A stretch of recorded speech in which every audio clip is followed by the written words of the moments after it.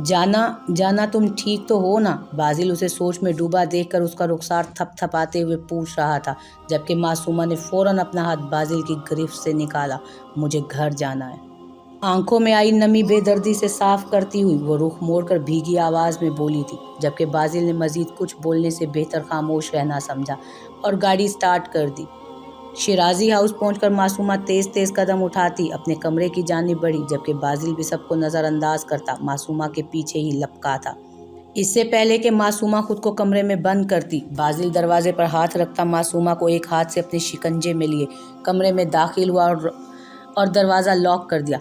ये क्या हरकत है मासूमा? आखिर हुआ क्या है तुम्हें? मासूमा के बाजू को जकड़े वो माथे पर बलों में इजाफा करते जब्त के बावजूद तेज़ आवाज़ में बोला, रातों को कहाँ रहते हैं आप?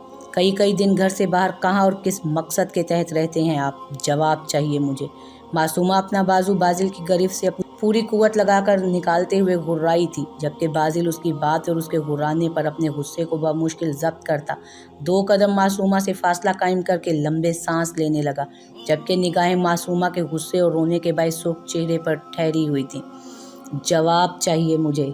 बाजिल को हनूज खामोश पाकर वो फिर से घुर्राई थी, जबकि निगाहें बाजिल की सुर्खी माइल आंखों पर थीं।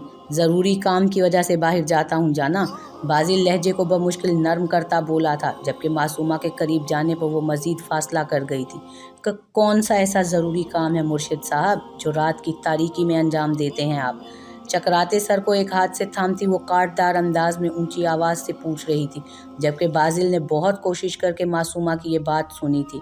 जाना, वक्त आने पर सब बता दूंगा तुम्हें, मगर अभी तुम रिलैक्स करो प्लीज़, पुरसकून रखो खुद को।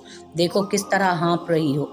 बाजिल उसकी जानिब बढ़ता, एक हाथ भी उसकी जानिब बढ़ाता लहजे में फ़िक्र और मोहब्बत लिए बोला था, जबकि मासूमा के हाथ बाजिल के गिरेबान तक गए थे। कितने लोगों को बेदर्दी से कत्ल किया है, कितनी बेटियों को यतीम किया है, बताएं मुझे बॉस कौन है? बाजिल का गिरेबान पकड़े वो धाड़ी थी, जबकि इस सारी कार्रवाई में शानों पर ओढ़ा दुपट्टा ज़मीं बोस हो चुका था और स्कार्फ भी सर से उतरने के दरपे था। क्या बकवास कर रही हो यो? किसने कहा है तुमसे ये सब कुछ? फौरन बताओ मुझे। मासूमा के हाथ अपने गिरेबान से हटाकर वो अपने शिकंजे में ले चुका था। इस बार वो भी ज़ब्त ना कर सका और धाड़ा था, मुझे मेरे सवालों का जवाब चाहिए अभी और इसी वक्त। मासूमा बाजिल की सख्त गिरफ्त से अपने हाथ छुड़वाती हुई फिर से चिल्लाई थी, अभी जो तुमने की है इस बकवास का कोई जवाब नहीं है मेरे पास। और अपनी आवाज़ नीची रखो मासूमा, पहली और आखिरी बार कह रहा हूँ, अब ज़रा सी भी ऊंची आवाज़ तुम्हारी निकली ना तो अगले लम्हे ज़ुबान काट के रख दूंगा तुम्हारी। बाजिल उसकी कलाई थाम कर इस कदर जारहाना अंदाज में बोला कि मासूमा कांप सी गई थी उसके अंदाज पर। लाख कोशिशों के बावजूद अपनी कलाई वो बाजिल की गिरफ्त से छुड़वा ना पा रही थी, जबकि बाजिल उसका कांपना बखूबी महसूस कर रहा था। मजीद मासूमा का बेआवाज़ रोना उसे शदीद तकलीफ से दो चार कर रहा था। अपने गुस्से पर काबू पाता वो नरमी से मासूमा को अपने करीब कर गया। कितनी नाजुक सी थी वो कि चंद पल में वो कैसी मुरझाई हुई सी लग रही थी। खुदा के लिए मुझे अकेला छोड़ दें। इस बार मासूमा बाजिल के आगे हाथ जोड़ती शिद्दत से रोती हुई धीमी आवाज़ में बोली थी, जबकि बाजिल ने बेबसी से उसे देखा था, मगर अब वो उसकी बात मानने के अलावा कुछ कर नहीं सकता था। तभी एक निगाह रोती हुई मासूमा पर डालता कमरे से बाहर निकल गया, जबकि मासूमा फर्श पर बैठती सिसकियां भरने लगी।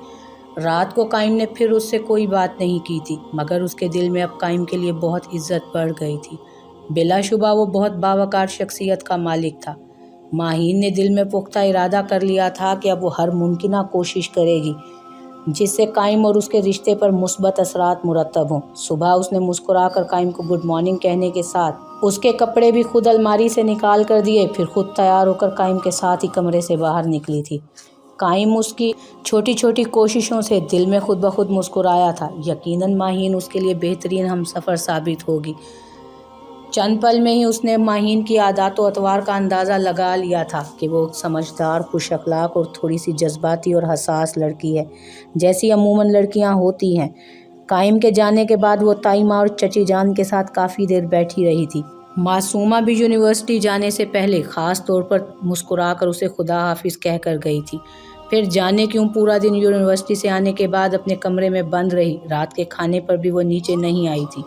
एक मुलाजमा से मासूमा के कमरे का पूछकर जब वो जीने चढ़ रही थी तो बाजिल उसे जूस का गिलास लिए कमरे में जाता हुआ दिखाई दिया। उसे कुछ हैरत हुई थी। फिर वो उसके कमरे में जाने का इरादा तर्क करके किचन में गई तो चची जान से पूछने पर मालूम हुआ मासूमा शादीशुदा है और इसी घर में उसकी शादी हुई है। उसे हैरत हुई थी कि मासूमा से कहीं से भी शादीशुदा नहीं लगी थी, बल्कि वो उसे कम उम्र लगी थी। बहरहाल वो अपनी सोचों में गुम अपने कमरे में चली गई थी। रात को 9 बजे के करीब कायम कमरे में दाखिल हुआ तो वो टेरेस पर खड़ी नीचे लॉन को देख रही थी। वो ग्लास डोर खोलकर उसके साथ जा खड़ा हुआ तो माहीन को अपने बराबर में उसकी मौजूदगी का एहसास हुआ, जबकि कायम एक बाजू उसकी कमर के गिर्द हाइल कर चुका था। माहीन उसका दहकता लम्स अपनी कमर पर महसूस करती बमुश्किल खुद को संभाले खड़ी थी। कैसा रहा दिन? बोर तो नहीं हुई आप? कायम उसके बिल्कुल करीब खड़ा आहिस्तगी से पूछ रहा था, जबकि उसकी गर्म सांसें माहीन को अपने चेहरे पर महसूस हो रही थीं। जी नहीं हुई बोर। आपका दिन कैसा गुजरा? माहीन रीलिंग को सख्ती से थामे खड़ी बमुश्किल बोल पाई थी, जबकि कायम उसकी कुर्बत से अपने दिल की धड़कन को बेतरतीब होता महसूस कर रहा था। अच्छा रहा। और आपने खाना खाया? अब वो माहीन को शानों से थाम कर अपने सामने करते पूछ रहा था, जबकि माहीन ने फ़कत नफ़ी में सर हिलाया था। ओके चलें फिर, डाइनिंग टेबल पर ही डिनर करते हैं। कायम उसकी कलाई थामे हल्का सा मुस्कुरा कर बोला था, जबकि अब वो दोनों कमरे से निकलते ही डाइनिंग हॉल में दाखिल हो रहे थे। मुलाजमा ने उन दोनों को देखकर फ़ौरन खाना लगाया था। खाने के दौरान कायम ने माहीन से हल्की फुल्की बातें की, जिसका जवाब वो नज़रें झुकाकर देती रही। फिर खाने के बाद दोनों कमरे की जानिब बढ़ गए, जबकि ताईमा और चची जान ने लाउंज से निकलते कायम और माहीन को देखकर दिल में दुआएं दी थी। भाभी शुक्र है खुदा का कायम की बीवी अच्छी लड़की निकली है, नहीं तो दिल बड़ा घबरा रहा था। आखिर को इतना अच्छा बच्चा है कायम। अगर माहीन अच्छी ना होती तो कितना बुरा होता ना उसके साथ। इन दोनों को साथ खुश देखकर चची जान ने ताई माँ से कहा, सही कह रही हो तुम सदफ, मुझे भी बड़ी फिक्र थी कायम की तरफ से। और माशाल्लाह माहीन के नेक कदम पड़े हैं शिराजी हाउस में कि बुराई के बादल छट गए हैं। शीरीं साहिबा के चेहरे पर अजियत के रंग थे। उनकी बातों का रुख शिराजी ब्रदर्स की तरफ था। ताई माँ, ये माहीन के कदम नहीं बल्कि आप सबका सब्र का फल है। आप लोगों ने सब्र किया है बहुत, और खुदा सब्र करने वालों का मददगार होता है। चूँकि हर चीज़ का वक्त मुकर्रर है, इसलिए इस घर में होने वाली बुराई के इख्तिताम का यही वक्त मुकर्रर था। कायम, जो कि माहीन को छोड़कर कमरे में वापस दादा जान के कमरे में जा रहा था, शीरीं साहिबा की बात सुनकर रुक गया और उनके करीब आता धीमे अंदाज में बोला, जबकि शीरीं साहिबा ने मुस्कुराकर सर हिलाते हुए उसकी बात की तायीद की, आप दोनों ठीक हैं? कायम उन दोनों के एहतराम में सर झुकाए पूछ रहा था। फिर हाल अहवाल पूछने के बाद वो दादा जान के कमरे की जानिब बढ़ गया था, जबकि ताई माँ और चची जान उसे ढेर सारी दुआएं देती अपने अपने कमरों की जानिब बढ़ गई थी। वो हनूज फर्श पर बैठी रो रही थी जब बाजिल फिर से कमरे में दाखिल हुआ था। इस बार उसके हाथ में जूस का ग्लास था। मासूमा ने एक नज़र उसे देखना भी गवारा ना किया, बल्कि अपने आंसू बेदर्दी से साफ किए, जबकि बाजिल जूस का ग्लास मेज़ पर रखता मासूमा की जानिब बढ़ा था। फर्श पर मासूमा के करीब बैठकर उसने उसे सहारा दिया और बेड पर बिठाया तो मासूमा बगैर मज़ाहमत किए बैठ गई। अब बाजिल जूस का ग्लास लाकर उसके लबों से लगा चुका था, जबकि मासूमा ने 2 घूंट भरकर बाजिल का हाथ पीछे कर दिया तो बाजिल ने भी ग्लास साइड टेबल पर रख दिया। प्लीज़ मासूमा, अब मुझे बताओ किसने ये सब कहा है तुमसे? प्लीज़ बताओ कुछ। मासूमा के बेतासुर चेहरे पर निगाहें गाड़े वो उसके साथ बेड पर बैठता नरमी से पूछ रहा था, जबकि मासूमा ने जवाबन उसे अपनी आंसुओं से लबालब आंखों से देखा। जिसके बाप का कत्ल किया है आपने? वो इस कदर सर्द मोहरी से एक एक लफ्ज़ चबाकर बोली थी कि बाजिल उसका भीगा चेहरा देखता रह गया। नाम बताओ। वो उसके पाँव में पड़े दुपट्टे को उठाकर बेड पर रखता पूछने लगा। बाजिल को हकीकतन परेशानी हो रही थी। आखिर मासूमा ऐसे क्यों बोल रही थी, जबकि मासूमा के लिए बॉस की हकीकत मालूम होना खतरे से खाली ना था, क्योंकि उसे भी बेरहमी से मार देना चाहते थे वो। मासूमा सफाकियत से बाजिल की आंखों में देखती बोली थी, जबकि उसकी बात पर गुस्सा जब्त करने की गर्ज से बाजिल ने मुट्ठियां सख्ती से भींची थी। मासूमा, क्या हमारा रिश्ता इतना कमज़ोर है कि तुम मुझ पर यकीन करने की बजाय किसी दूसरे की बातों में आ रही हो? प्लीज़ यकीन करो, मैंने किसी मजलूम को नहीं मारा, बाजिल बेहद नर्म लहजे में बोला, जबकि उसके चेहरे पर मासूमा को चट्टानों जैसी सख्ती दिखाई। एक बार कह दें कि जो सवाल मैंने पूछे हैं आपसे वो सारे गलत थे। बस एक बार कह दें, बॉस का आपसे कोई ताल्लुक नहीं। जो मैं पूछ रही हूँ वो हकीकत नहीं है तो खुदा की कसम आपसे हाथ जोड़कर माफ़ी मांगूंगी और सारी ज़िंदगी ऐसी कोई बात नहीं पूछूंगी। फ़कत एक बार कह दें कि समरा के बाप और भाई को आपने कत्ल नहीं किया, बस एक बार कह दें कि मैं गलत फहमी का शिकार हूँ, खुदा के लिए एक बार कह दें।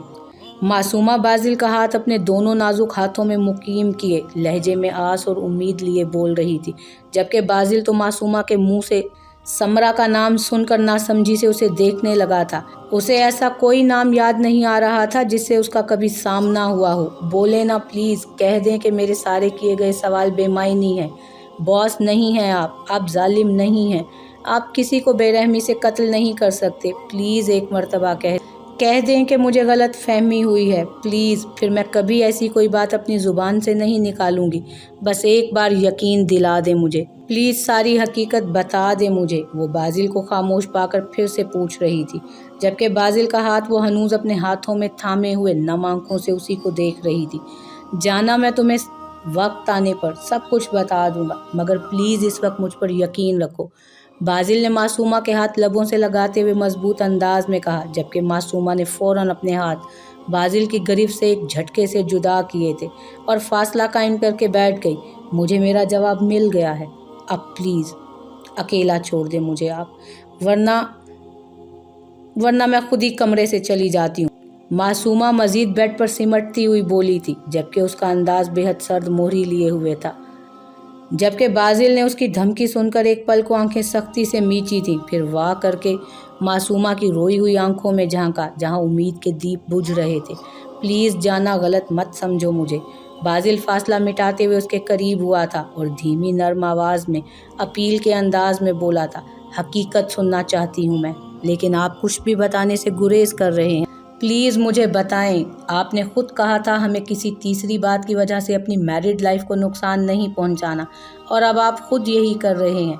एटलीस्ट मुझे इतना बता दें कि आप कई कई दिन और रातें कहाँ गुजारते हैं। इतना पूछने का तो हक है ना मेरा। जब शोहर बीवी के हर पल का हिसाब मांग सकता है तो क्या बीवी बास पुरस नहीं कर सकती शोहर से?